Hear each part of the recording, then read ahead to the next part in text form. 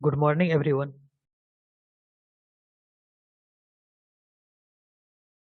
Good morning sir. Good morning. सबको sound clear आ रहा है क्या?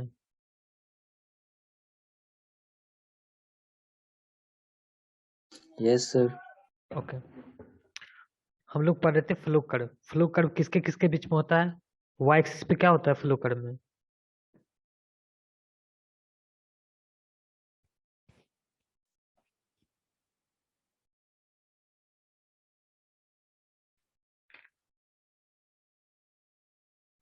फ्लो कर्व में वाई एक्सिस पे क्या होता है?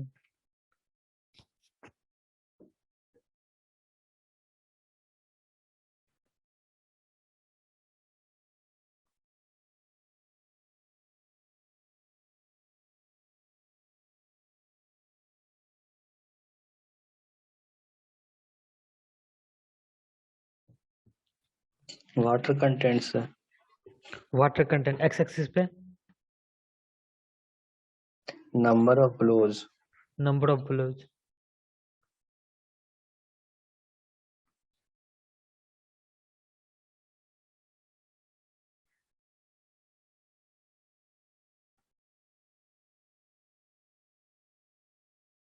वाई एक्सिस पे होगा water content in percentage.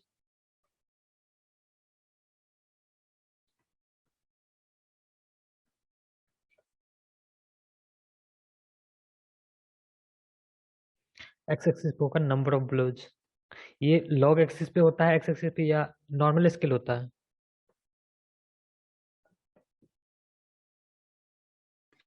Normal होता है सर। एक्स एक्सिस पे जो स्केल होता है वो नॉर्मल स्केल होता है या लॉग स्केल होता है?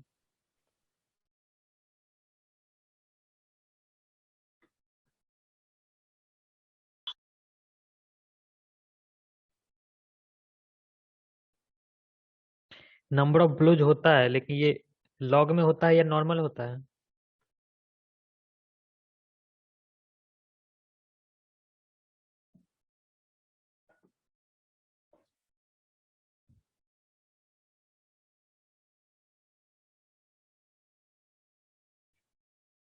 एक्स एक्सिस पे होता है log to the base 10 number of blows.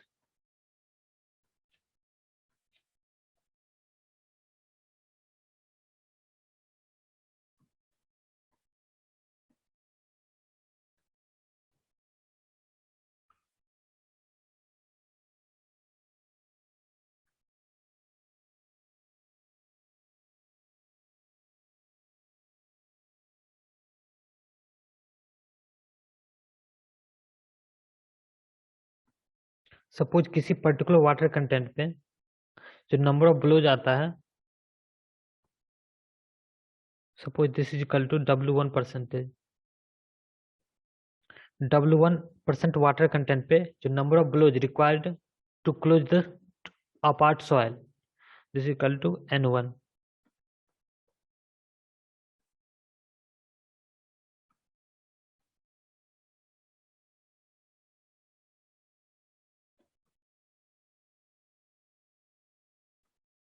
यह वाटर कंटेंट W2% है। इस वाटर कंटेंट पे number of blows required to close the soil से this is N2।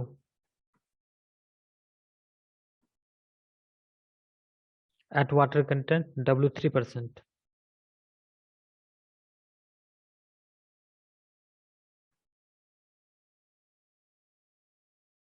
Number of blocks required to close the soil.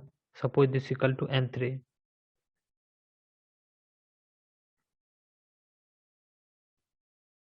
This is W3%। तो liquid limit का क्या हम लोग बताए थे?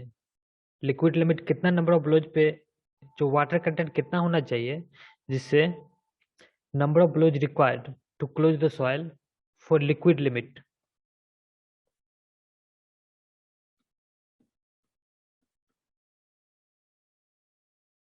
वाटर कंटेंट ही तो लिक्विड लिमिट होता है, इसमें नंबर ऑफ ब्लोज कितना होना चाहिए लिक्विड लिमिट के लिए? 25। 25 नंबर ऑफ ब्लोज होना चाहिए। तो 25 नंबर ऑफ ब्लोज, सपोज हमने 3 वाटर कंटेंट वैल्यू मतलब वाटर डाला, उसका फर्स्ट W1% था, तीसरा दूसरा था W2%, तीसरा था W3%। तो इसके corresponding water content, sorry, number of blows जितना N1, N2 एंड N3 हमको निकालना है लिक्विड लिमिट। तो 25 नंबर ऑफ ब्लोज के कॉरस्पॉन्डिंग हम लोग क्या करेंगे, वाटर कंटेंट निकाल लेंगे। सपोज 25 नंबर ऑफ ब्लोज यहाँ पे आ रहा है, this is equal to 25 number of blows. इसके कॉरस्पॉन्डिंग जो वाटर कंटेंट होगा वो हमारा होगा लिक्विड लिमिट। लिक्विड लिमिट हमारा हो जाएगा ये, this equal to liquid limit.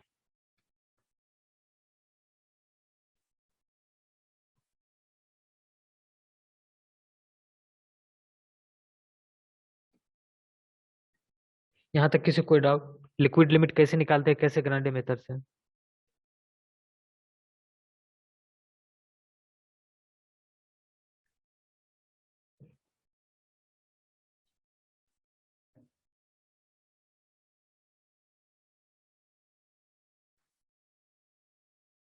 यहाँ तक किसी कोई डाउट नहीं है?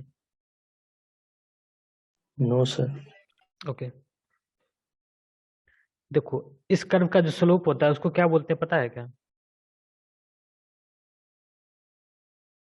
Flow index. Flow index.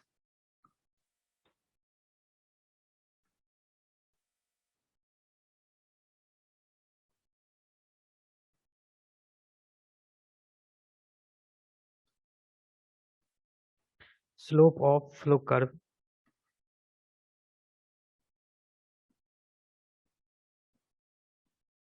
Is constant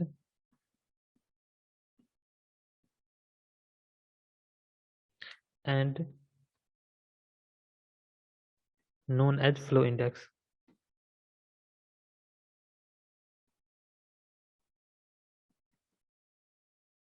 इसको रिप्रेजेंट करते हैं IF से।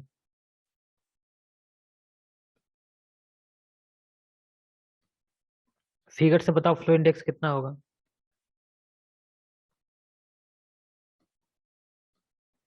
सपोज हम 2 पॉइंट लेते हैं, ये पॉइंट ले रहे हैं और ये पॉइंट ले रहे हैं, तो फ्लो इंडेक्स कितना होगा बताओ?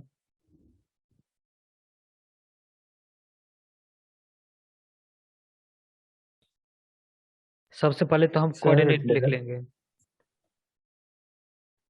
सबसे पहले हम क्या करेंगे, कोऑर्डिनेट लिखेंगे। कोऑर्डिनेट इसका क्या हो जाएगा, suppose this is point A, this is B and this is C. A का कोऑर्डिनेट कितना होगा बताओ तो? N1 W1%। N1 नहीं, लॉग में है, ये हो जाएगा log to the base 10 N1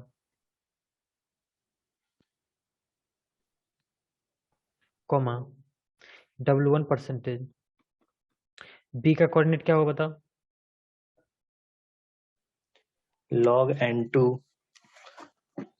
log to the base 10 N2 W2। And W2%। C का कोऑर्डिनेट क्या हो जाएगा, log to the base 10 N3 W3%। A B के कॉरस्पॉन्डिंग कितना आ रहा है चलो बताओ तो?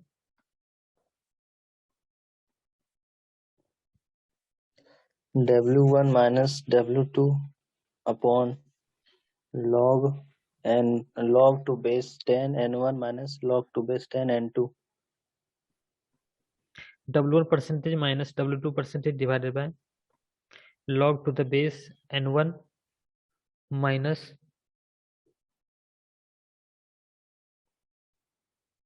देखो इसका स्लोप निगेटिव आएगा। स्लोप ऐसे रहता है तो पॉजिटिव होता है। ये किस क्वाड्रेंट में जा रहा है, सेकंड क्वाड्रेंट में जा रहा है। सेकंड क्वाड्रेंट में टेन थीटा निगेटिव होता है, तो ये स्लोप निगेटिव आएगा।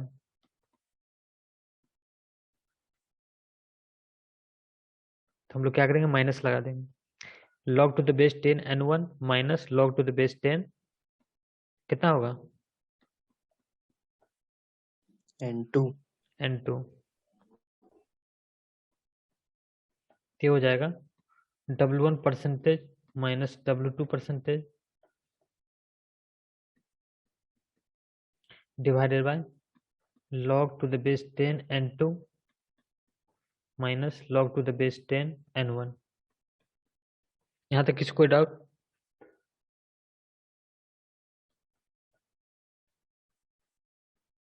No sir.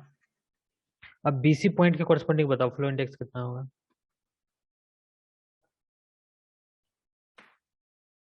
W2% minus W3% upon W2 percentage minus W3% upon, ये माइनस आएगा log to base 10 W2 sorry N2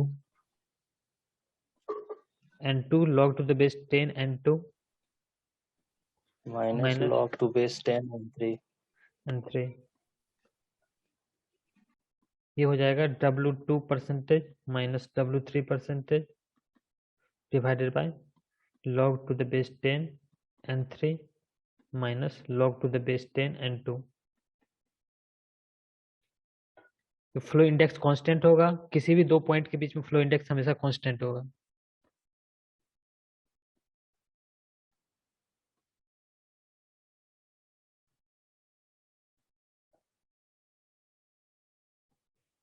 suppose ये वाटर कंटेंट है percentage on Y axis and log to the base 10 number of flows on X axis. हमको दो curve दे रखा है, एक इस तरह से है और एक इस तरह से। हमको बताना है किसका फ्लो इंडेक्स ज्यादा होगा। Suppose this is the curve for soil ए।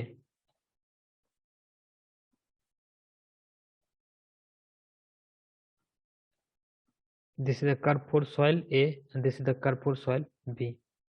किसका स्लोप इंडेक्स फ्लो इंडेक्स ज्यादा होगा बताओ? सॉइल ए का या सॉइल बी का?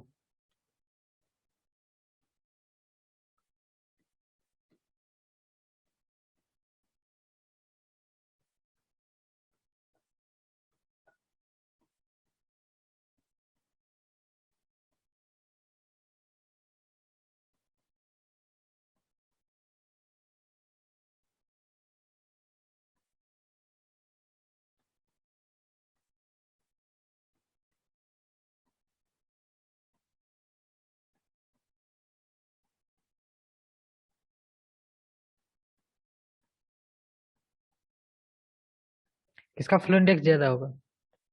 सॉइल ए और सॉइल बी?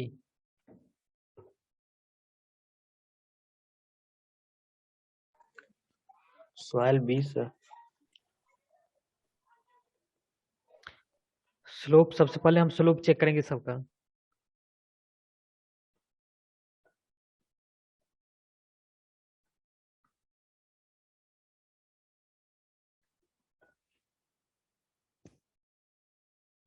यहाँ पे जो हम लोग स्लोप लिए ये कौन सा स्लोप है?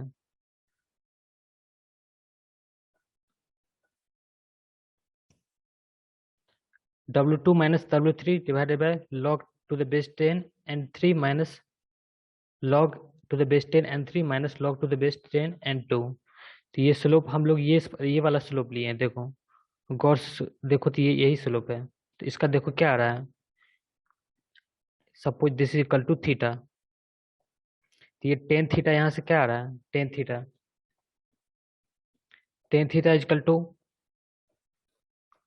ये हाइट डिवाइडेड बाय ये। तो देखो suppose this is equal to D, तो AD divided by DB, AD divided by DB। ये देखो कितना आ रहा है, AD कितना आएगा?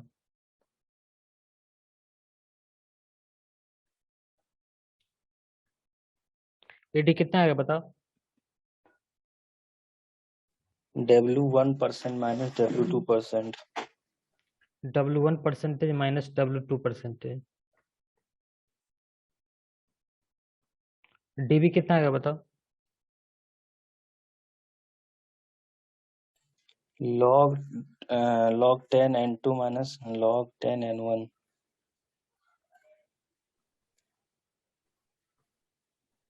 देखो इनडायरेक्टली हम यही वैल्यू लिखे हैं। W1% minus W2% divide by log to the base 10 n2 minus log to the base 10 n1। हम लोग ये थीटा ले रहे हैं, इनडायरेक्टली यही थीटा ले रहे हैं, तो हम लोग यही चेक करेंगे। यहां से देखो, ये एंगल और ये एंगल, किसका एंगल ज्यादा है? रेड सपोज वाला this is red soil A, red this वाला लाइन कैसे? This is soil B, this is theta A, this is theta B. Theta है सर। यहाँ पे थीटा ए ज्यादा है, theta A greater than theta B.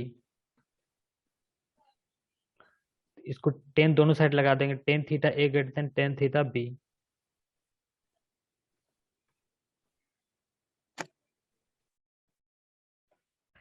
Tan theta A means क्या है? Flow index of soil A, this is greater than flow index of soil B. यहाँ तक किसी कोई doubt?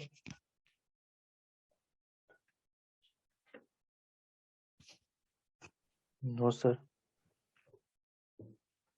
If rubber base is harder than standard base, देखो हम लोग कैसे ग्राइंडिंग मेथड में क्या कहते हैं, ये था एक स्टैंडर्ड रबर बेस।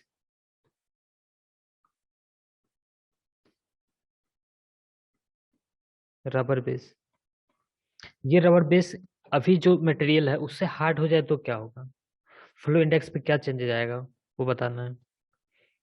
सब कुछ ये कर्व है, फ्लो कर्व। वाई एक्सिस पे होगा water content in percentage, X axis पे होगा log to the base 10 number of blows.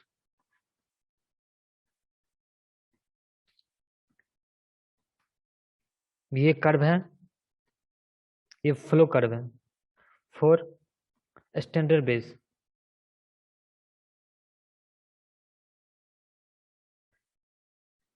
तो सपोज जो बेस है ये रबर बेस है, standard rubber base.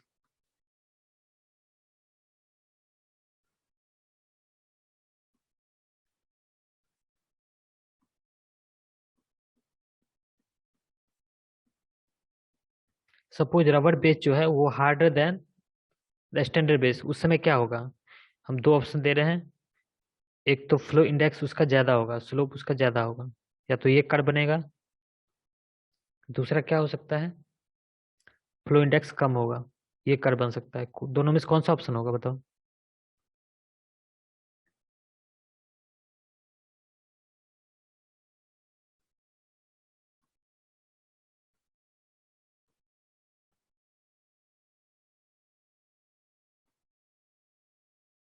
Suppose this is a,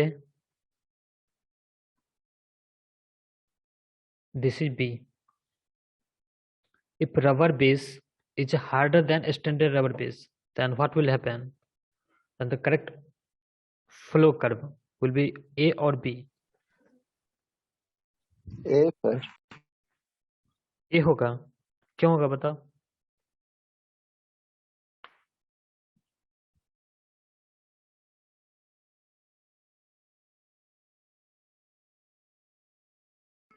sir hard रहेगा तो मीन्स जल्दी वो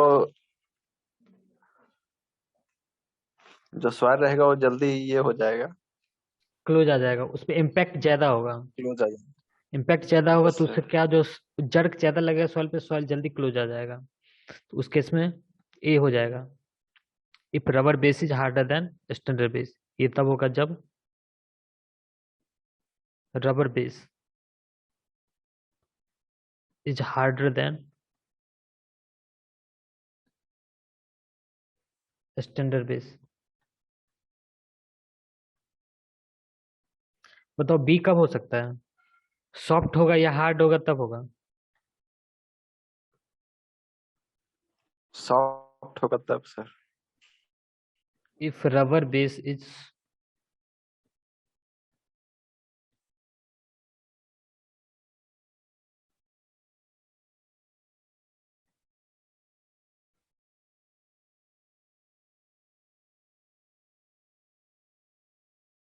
soft, उस समय कैसा होगा? इसका जो फ्लो कर्व होगा स्टैंडर्ड रबर बेस से उसका स्लोप उससे कम होगा। इसी for standard rubber base.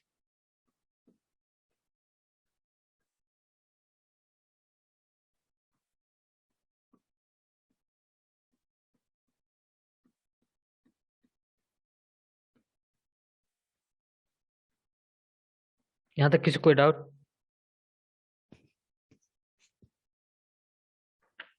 No sir.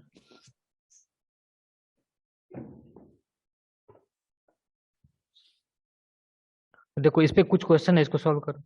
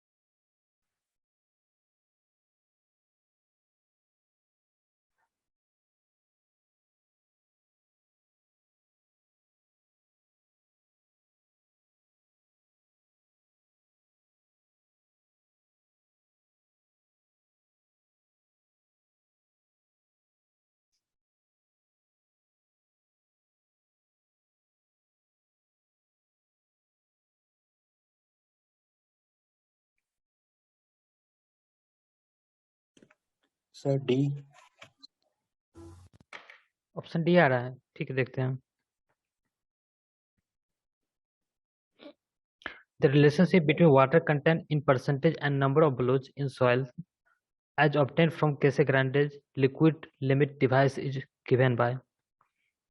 हमको water content and number of blows के बीच रिलेशन दे रखा है, W इज इक्वल टू 20 माइनस log to the base 10 number of blows n। कितना नंबर ऑफ ब्लोज पे जो वाटर कंटेंट होता है वो लिक्विड लिमिट होता है? 25। 25। Water content at 25 number of blows at n is equal to 25, this is equal to liquid limit in percentage, this is equal to 20 minus log to the base 10 25। 20 minus ये कितना आ रहा है बताओ? 1.4 sir. 1.4। ये हो जाएगा 18.6%। करेक्ट ऑप्शन हो जाएगा option D. Plastic limit, it's the water content at which soil changes from. Soil कहाँ से कहाँ चेंज होता है? कंसिस्टेंसी कर्व हम बताए थे, कंसिस्टेंसी कर्व क्या था? कंसिस्टेंसी कर्व में वाई एक्सिस पे क्या था? Total volume of soil mass. Volume of soil. X axis पे क्या था? Water content in percentage. Water content.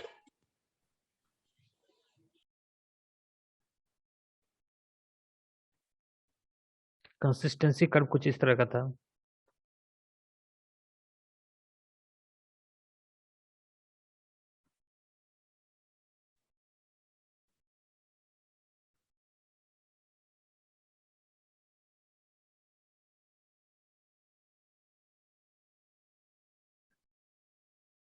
यहाँ पे कौन सा था, कौन सा लिमिट था? लिक्विड लिमिट, प्लास्टिक लिमिट और shrinkage limit. Shrinkage limit WS। WSR और WS। श्रिंकेज लिमिट, उसके बाद था प्लास्टिक लिमिट, उसके बाद था लिक्विड लिमिट। इस केस में सॉइल था लिक्विड स्टेट में, इसमें था प्लास्टिक स्टेट में, इसमें था सेमी सॉलिड स्टेट में, इसमें था सॉलिड स्टेट में। तो प्लास्टिक लिमिट क्या होता है? प्लास्टिक लिमिट में it's water content at which soil changes from semi solid to plastic state. हम लोग हमेशा इस डायरेक्शन में देखते हैं।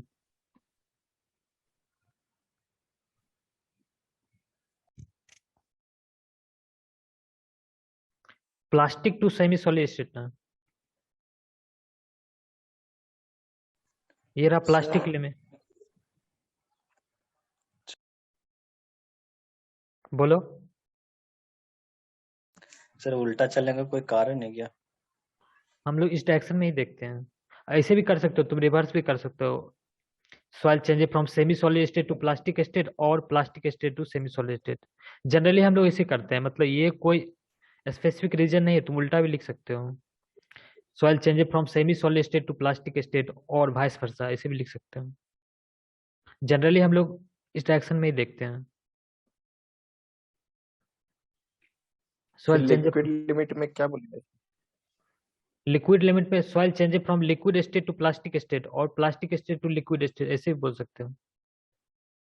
सर मिनिमम वाटर कंटेंट के आधार पे भी तो बोल सकते हैं ना। किसको? जैसे कि WP है सर, तो बोल सकते हैं ना कि at minimum water content in which plastic state start हो जाता है। हाँ वो भी बोल सकते हो, डिफिनेशन ये भी बोल सकते हो। ये कंसिस्टेंसी कर्व के अकॉर्डिंग है ये डिफिनेशन, और भी डिफिनेशन तुम लिख सकते हो। Okay sir. At which soil change from plastic state to semi solid state.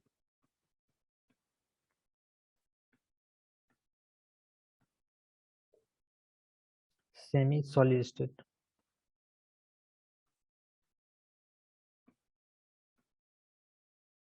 And vice versa, उल्टा भी लिख सकते हो।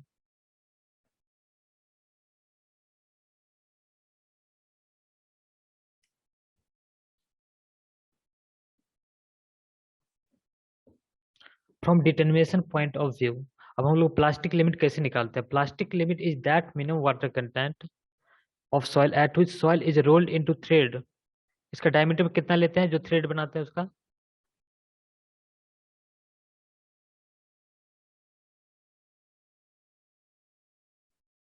3 millimetre. Then surface crack just appear.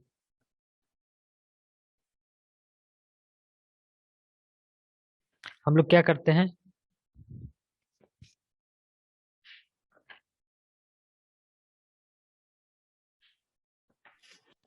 Soil लेते हैं। सॉइल लेते हैं। ये सॉइल किस सीप से पास किया हो रहता है?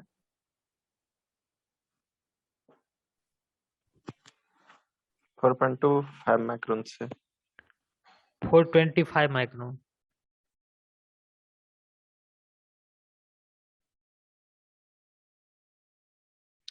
हम लोग इसमें लेते हैं 30 ग्राम सॉइल सैंपल लेते हैं। 30 ग्राम सॉइल सैंपल, इसमें क्या करते हैं? डिस्टिल वाटर डालते हैं और इसको अच्छे से मिक्स करते हैं।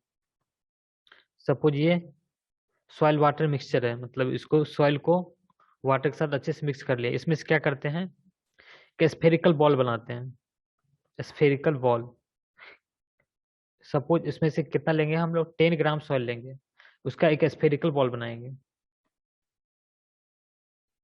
उस स्फेरिकल बॉल को हम लोग क्या करेंगे? एक ग्लास प्लेट पे, यह है ग्लास प्लेट, ग्लास प्लेट पे इसको रोल करें।